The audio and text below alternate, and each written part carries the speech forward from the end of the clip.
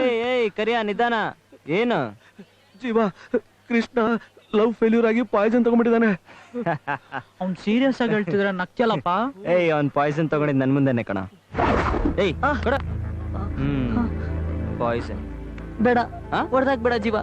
Okay ಸಾಯ್ಬೇಕು. Okay ಸಾಯ್ಬೇಕು ಅಷ್ಟೇ ತಾನೆ? ದಮ್ ಹೊಡಿತ್ಯಾ?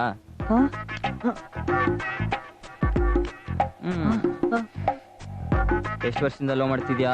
2 ವರ್ಷದಿಂದ ಸಿನ್ಸಿಯರ್ ಆಗಿ ಲವ್ ಮಾಡ್ತಾ ಇದೀನಿ ಜೀವ. ಈಗೇನಾಯ್ತು? ಯಾರೋ ದೊಡ್ಡ ಪಾಡಿ ಸಿಕ್ಕಿದಾನೆ ಅಂತ ಮದ್ವೆ ಮಾಡ್ಕೊಂತ ಇದ್ದಾಳೆ. ಅವಳನ್ನ ಬಿಟ್ಟಾಕು, ಬೇರೆ ಯಾರಿಗಾದ್ರೂ ಕಾಳಾಕು. ಇಲ್ಲ ಜೀವ, ನನ್ ಹೃದಯದಲ್ಲಿ ಅವಳು ಬಿಟ್ಟು ಬೇರೆ ಯಾರಿಗೂ ಜಾಗ ಇಲ್ಲ.